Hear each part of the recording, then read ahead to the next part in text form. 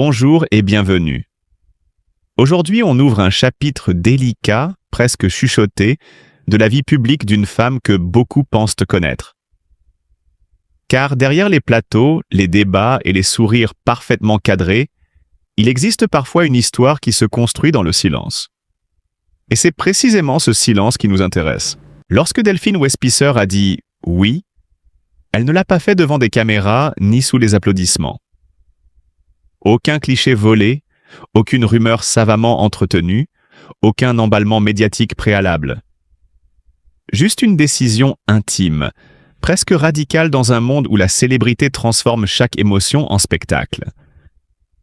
Ce mariage discret n'est pas seulement un événement personnel, c'est un geste symbolique, une prise de position face à une industrie qui consomme les histoires privées avec une voracité rarement questionnée. Pendant plus d'une décennie, le public a suivi son parcours comme on suit une série dont on croit connaître tous les épisodes. Miss devenue chroniqueuse, personnalité engagée, visage familier des foyers français, une trajectoire exposée en continu. Pourtant, cette proximité apparente cachait une frontière invisible. Derrière l'image publique, une part essentielle demeurait volontairement hors champ. Non par stratégie marketing, mais par instinct de survie émotionnelle. Car la célébrité n'offre pas seulement la lumière, elle impose une lecture permanente de chaque geste. Chez une femme médiatisée, la vie sentimentale devient vite un terrain d'interprétation collective. Les absences parlent, les silences intriguent, les choix dérangent. Très tôt, Delphine apprend que l'exposition ne protège rien. Elle amplifie tout. Les jugements s'accumulent, les récits se fabriquent sans elle, et l'intime devient une matière première que chacun s'autorise à remodeler. C'est dans cette tension constante qu'un basculement s'opère. À mesure que le bruit médiatique grandit, elle comprend que préserver certains espaces n'est pas un luxe, mais une nécessité. Fermer des portes ne signifie pas se retirer, c'est définir ce qui ne peut survivre à la surexposition. Cette maturité, acquise parfois dans la douleur, marque un tournant. Le sourire à l'écran demeure, mais l'essentiel se déplace ailleurs, vers une zone protégée où l'image cesse de dicter la valeur de l'instant. C'est précisément dans cet espace que surgit une rencontre déterminante. Roger Erhardt n'entre pas dans sa vie comme un personnage spectaculaire, mais comme une présence mesurée. Là où le monde médiatique valorise la projection et la visibilité, lui incarne le contraire. Le retrait choisi, la stabilité, le temps long. Ce contraste n'est pas anodin, il agit comme un révélateur. Pour la première fois depuis longtemps, Delphine n'est pas observée, commentée ou attendue. Elle est simplement accueillie. Leur relation s'organise autour d'un pacte tacite. L'amour ne sera pas un contenu. Dans une époque où la validation publique semble conditionner la légitimité d'un couple, cette décision prend des allures de résistance. Roger ne cherche ni reconnaissance ni place dans la lumière. Il accepte une posture exigeante, celle de l'ombre volontaire, qui suppose une confiance rare et une solidité peu visible mais essentielle. Cette discrétion n'est pourtant pas une absence d'intensité. Elle révèle au contraire une relation construite dans la durée, à l'abri du regard collectif. Selon des proches, il y eut des moments de fatigue, des soirs où la violence symbolique des commentaires médiatiques laissait des traces. Mais précisément, cet espace privé devient un refuge, un lieu où la vulnérabilité n'est ni analysée ni exploitée, seulement reconnue. Le mariage, célébré loin des flashs, apparaît alors comme l'aboutissement d'un apprentissage. Celui d'une femme qui a compris que la notoriété ne doit pas absorber l'intégralité de l'existence. En refusant la mise en scène, Delphine affirme une philosophie. L'amour n'a pas besoin d'audience pour être réel. Dans un paysage médiatique où la surexposition est devenue une norme, ce choix agit presque comme un manifeste silencieux. Il serait réducteur de lire cette histoire comme une simple volonté de discrétion. Elle raconte surtout une reconquête, celle de la narration personnelle. En décidant ce qui appartient au public et ce qui lui échappe, Delphine redéfinit les contours de sa propre image, non pas en fuyant la célébrité, mais en la domestiquant. Et c'est peut-être là que réside la véritable portée de ce mariage discret, dans la démonstration qu'une figure publique peut encore tracer ses limites sans renoncer à sa présence. Derrière le silence, il n'y a pas un retrait, il y a une affirmation, celle qu'une vie exposée peut conserver un cœur inviolable. Ainsi se dessine le portrait d'une femme qui n'a jamais cessé d'avancer sous la lumière, tout en apprenant à préserver l'essentiel. Un équilibre fragile, exigeant, mais profondément humain. Et dans ce choix assumé, presque politique, se lie une forme de victoire, celle d'avoir transformé la pression médiatique en terrain de lucidité et l'intime en territoire souverain. Dans l'imaginaire collectif, la célébrité ressemble à une promesse de lumière permanente. Pourtant, derrière cette façade parfaitement éclairée, certaines trajectoires racontent une autre histoire, celle d'une exposition qui use, d'une intimité négociée, parfois arrachée. Le parcours de Delphine Westpisser illustre précisément cette tension. Une figure publique perçue comme sûre d'elle, presque invulnérable, alors que, dans l'ombre, se joue un combat beaucoup plus subtil, celui de préserver son identité dans un système qui exige une transparence quasi totale. Au fil des années, Delphine comprend que la notoriété ne se contente pas d'ouvrir des portes. Elle redéfinit les frontières entre le visible et le personnel. Chaque sourire à l'écran devient une attente implicite, chaque silence une interprétation. Le véritable scandale, plus intime que spectaculaire, réside là, dans cette pression continue qui pousse une personnalité publique à se dévoiler toujours davantage, au risque de se fragmenter. L'erreur, fréquente dans le regard extérieur, consiste à confondre authenticité et mise à nu. Or, apprendre à se protéger n'est pas une stratégie froide, c'est une nécessité de survie émotionnelle. Cette prise de conscience marque un tournant discret mais décisif.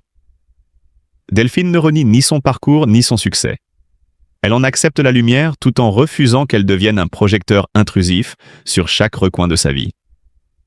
Derrière les plateaux et les apparitions maîtrisées, il existe des retours solitaires, des fatigues invisibles, des moments où l'image publique ne suffit plus à masquer la vulnérabilité. C'est précisément dans cet espace fragile, rarement évoqué, que naît un désir puissant, celui d'une relation affranchie du spectacle. L'entrée de Roger dans sa vie ne ressemble en rien aux récits médiatiques habituels. Pas d'annonce calculée, pas de mise en scène. Sa présence agit comme un contrepoint radical à l'univers hyper exposé de Delphine. Là où beaucoup auraient vu dans cette proximité une opportunité sociale, lui y perçoit surtout une responsabilité. Ne pas altérer l'équilibre déjà fragile entre visibilité et intimité. Leur dynamique repose sur une règle tacite.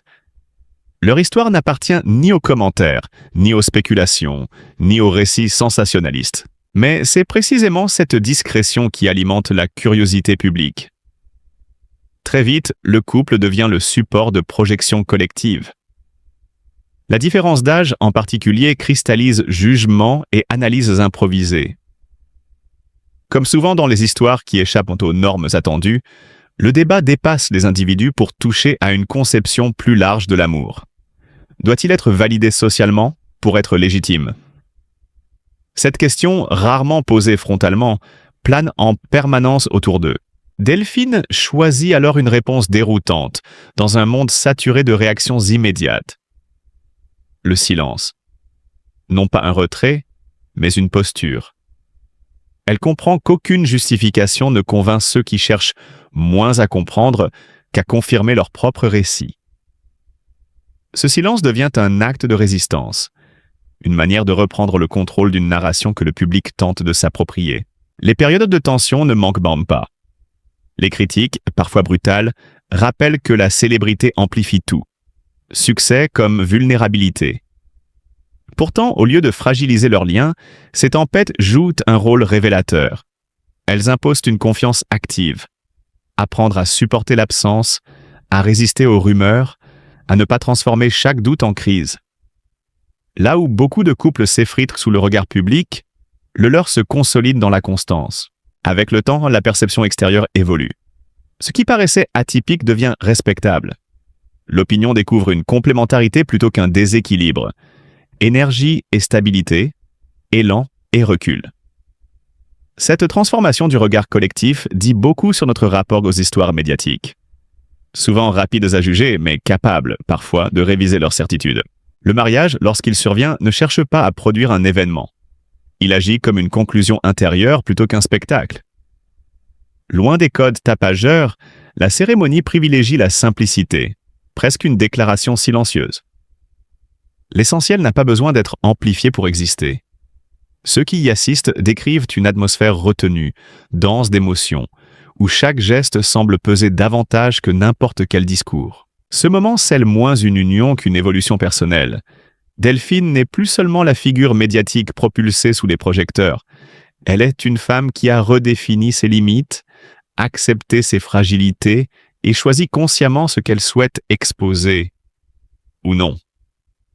Roger, fidèle à sa position d'équilibre, n'occupe jamais le devant de la scène.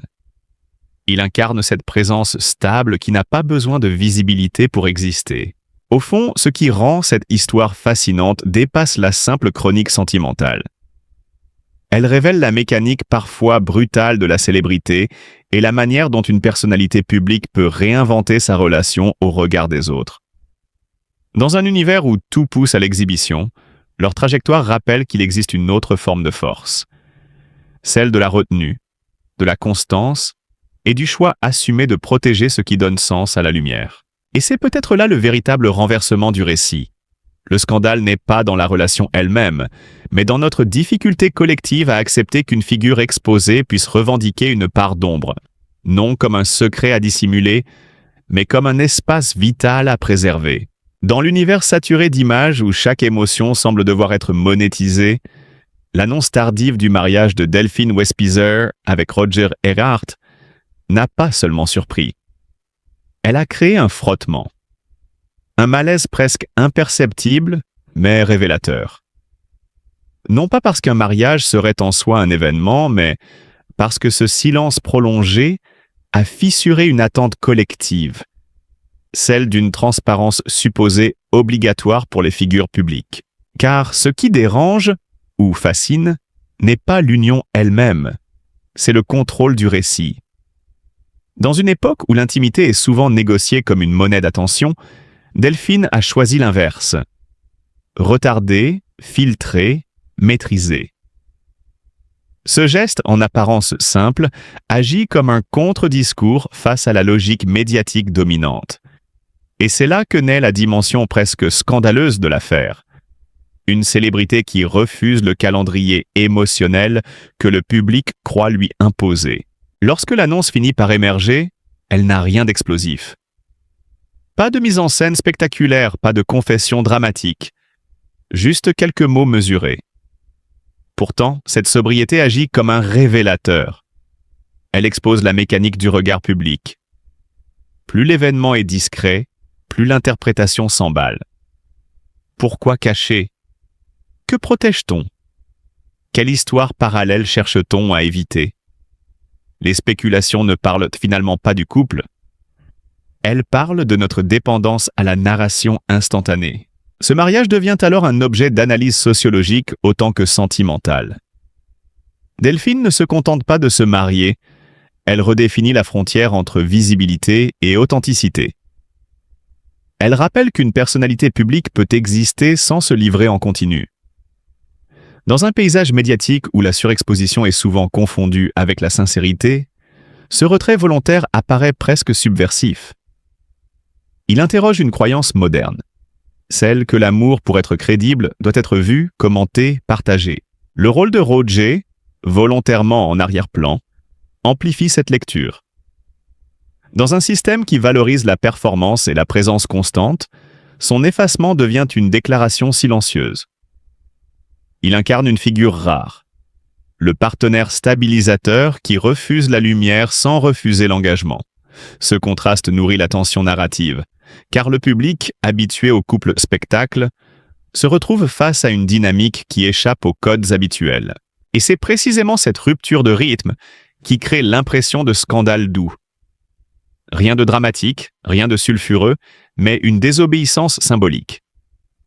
En refusant de transformer leur union en événement consommable, le couple expose une contradiction contemporaine. Nous réclamons de l'authenticité tout en exigeant un accès total. Leur choix agit comme un miroir. et il révèle combien notre regard sur la vie privée des célébrités s'est déplacé vers une forme d'appropriation émotionnelle. Ce moment marque aussi un tournant dans la trajectoire publique de Delphine. Longtemps observée, parfois jugée, elle semble ici opérer un repositionnement. Non pas une fuite, mais une affirmation. Raconter sa vie reste un droit, pas une obligation. Cette maîtrise narrative témoigne d'une maturité médiatique, la compréhension que le silence peut être une stratégie de sens, pas un vide à combler. Plus largement, cette histoire entre en résonance avec une génération qui a connu des relations construites hors caméra, où la preuve de l'engagement résidait dans la durée plutôt que dans l'exposition. Le mariage ne devient alors pas une fin spectaculaire, mais la continuité logique d'un équilibre éprouvé. Et cette continuité, paradoxalement, capte davantage l'attention que n'importe quelle révélation tapageuse. Ce qui retient le public jusqu'au bout, ce n'est pas le secret, c'est la question qu'il soulève. Avons-nous confondu partage et validation? En observant ce couple choisir la lenteur plutôt que la visibilité, on perçoit une critique implicite de notre époque. Leur histoire suggère qu'une relation peut exister pleinement sans se plier aux exigences du regard collectif. Et peut-être que la véritable tension narrative réside là, dans la confrontation entre le besoin de montrer et le droit de préserver. Ce mariage discret agit comme une pause dans le vacarme médiatique, une invitation à reconsidérer ce que signifie aimer sous observation permanente. Ainsi, loin d'être une simple annonce sentimentale, cette union devient un commentaire vivant sur notre rapport à la célébrité, à l'intimité et au récit public. Elle nous rappelle qu'un choix silencieux peut provoquer plus de réflexion qu'une déclaration spectaculaire, et que parfois la véritable audace consiste à ne rien dramatiser. Car au fond, ce que cette histoire met en lumière dépasse le couple lui-même. Elle interroge notre époque. Et dans ce miroir tendu, chacun reconnaît une part de sa propre relation au regard des autres. Cette tension entre ce que l'on montre et ce que l'on protège. Et c'est peut-être pour cela que cette histoire continue de résonner. Non pas comme un conte romantique, mais comme une enquête subtile sur la valeur du silence dans un monde qui ne sait plus s'arrêter d'observer.